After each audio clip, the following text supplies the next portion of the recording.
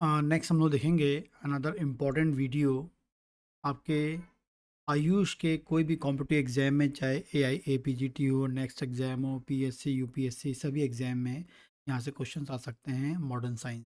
ठीक है। तो नेक्स्ट इम्पॉर्टेंट क्वेश्चन बनता है कॉर्टिलेज। कॉर्टिलेज क्या होता है? जब भी हम कॉर्टिलेज की बात करते हैं, आपने एनाटॉमी में पढ़ा होगा। तो डेंस कनेक्टिव टिश्यू, पहला क्वेश्चन यहीं से बन जाता है। कॉर्टिलेज क्या है? डेंस कनेक्टिव टिश्यू क्या है? डेंस कनेक्टिव टिश्यू है कॉर्टिलेज। ठीक है। हमारी बॉडी में तीन टाइप के कॉर्टिलेजेस प्रेजेंट होते हैं। तीन टाइप के कॉर्टिलेज होते हैं। ठीक है। कौन कौन से हैं? पहला है हाइलिन कॉर्टिलेज, दूसरा है फाइब्रो कॉर्टिलेज, और थर्ड है इलास्टिक कॉर्टिलेज। ठीक है। हाइलिन कॉर्टिलेज, फाइब्रोकॉर्टिलेज एंड इलास्टिन कॉर्टिलेज, ये तीन इंपॉर्टेंट टाइप के कॉर्टिलेज हमारी बॉडी में होते हैं। तो कॉर्टिलेज क्या है? डेंस कनेक्टिव टिश्यू है। ये तीन टाइप के होते हैं, हाइलिन, फाइब्रो एंड इलास्टिक कॉर्टिलेज। ठीक है। तो हम पहले बात करते हैं हाइलिन कॉर्टिलेज की। हाइलिन कॉर्टिलेज जो है, ये क्या है? कवर करता है articular surface of typical synovial joint. ठीक है। क्या करता है? कवर करता है किसको? कवर करता है आर्टिकुलर सरफेस, जहाँ पर जॉइंट जो होते हैं, दो बोन आपस में जुड़ती हैं। ठीक है। तो उन्हें हम बोलते हैं आर्टिकुलर सरफेस बोलते हैं। ठीक है। तो टिपिकल साइनोवियल जॉइंट की आर्टिकुलर सरफेस को कवर करते हैं।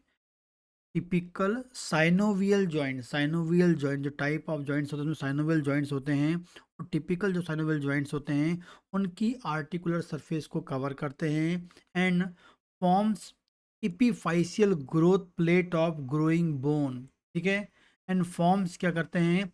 Epiphyseal growth plate of growing bone की जो इपीफाइशियल ग्रोथ प्लेट होती है, फॉर्म्स क्या करते हैं? Forms epiphyseal growth plate epiphyseal growth plate of growing bone, वो उसको फॉर्म्स करते हैं। ठीक है। तो ये दो इंपॉर्टेंट इसके चीज़ आपको पता होना चाहिए। ये क्या करता है? टिपिकल साइनोवियल जॉइंट की आर्टिकुलर सरफेस को कवर करता है and forms epiphyseal growth plate of growing bone, ये आपको याद रखना। सेकेंड बात करेंगे फाइब्रोकॉर्टिलेज जो होते हैं, ये कहाँ पाए जाते हैं? इंट्रावर्टिब्रल डिस्क में, इंटरवर्टिब्रल डिस्क में, इंटरवर्टिब्रल डिस्क में, articular cartilage of temporomandibular joint, articular cartilage of temporomandibular joint यहाँ होता है उसमें। ठीक है। अगला है labra labrum of shoulder and hip joint. ठीक है। Labrum of shoulder and hip joint वहाँ पाए जाते हैं। ठीक है। Menisci of knee joint. ठीक है।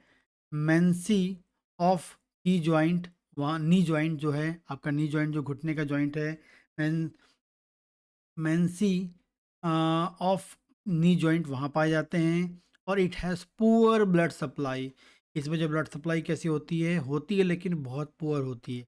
लेकिन highly elastic cartilage are avascular avascular but highly and elastic cartilage are क्या होते हैं? अवेस्कुलर होते हैं। वेरी वेरी इंपॉर्टेंट पॉइंट यहाँ से बन जाता है। ठीक है।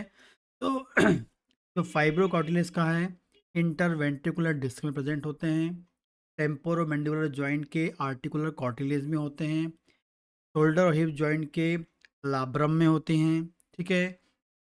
मेंसी ऑफ नी जॉइंट में होती हैं। ब्लड सप्लाई कैसी होती है? बहुत पुअर होती है, लेकिन हाईली इलास्टिक में बिल्कुल अवेस्कुलर होते हैं। आगे हम बात करते हैं लास्ट इलास्टिक कार्टिलेज की बात करते हैं। Found in pinna and epiglottis and auditory tube, कहाँ कहाँ फाउंड होता है? Pinna, epiglottis and auditory tube में प्रेजेंट होता है। Never calcify, very very important याद रखना है। इलास्टिक टिश्यू क्या है? नेवर कैल्सीफाई, लेकिन हाइलिन एंड फाइब्रो कार्टिलेज जो है कैल्सीफाई हो सकते हैं। ठीक है। तो दो इंपॉर्टेंट चीज़ हम यहाँ सीखे हैं।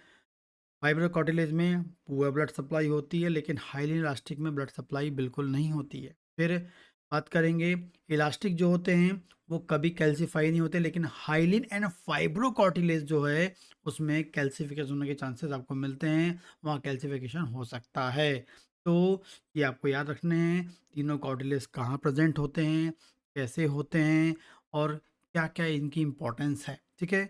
इसके अलावा यदि आप BHMS फर्स्ट ईयर के स्टूडेंट हैं, आप मेरा मटर Medica and organ of medicine वाला कोर्स ज्वाइन कर सकते हैं, जिसके लिए आपको डॉक्टर भविष्य क्लासेस का ऐप कॉल करना पड़ेगा, जिसकी लिंक डिस्क्रिप्शन में दे दी है।